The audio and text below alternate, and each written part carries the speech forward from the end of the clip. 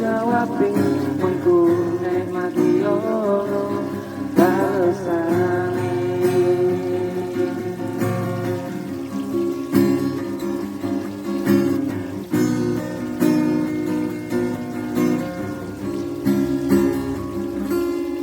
Syukurono nikmat sing wis ono ning dunya iki, syukurono nikmat sing wis dadi berkahe marang Gusti.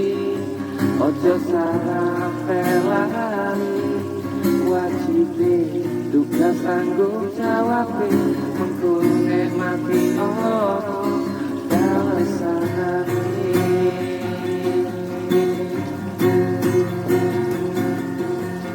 Gusti sing paringi rezeki sak dina wis rezeki nikmati.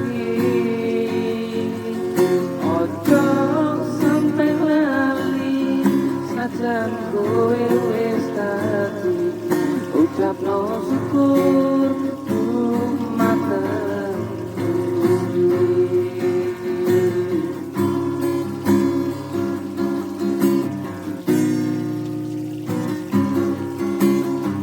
Ojo sampe lali senajan kowe wis dadi ucapno syukur dumateng Gusti.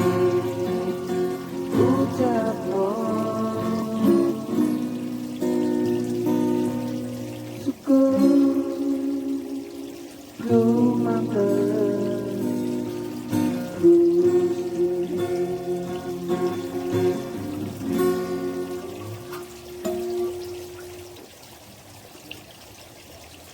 Ucapno syukur dumateng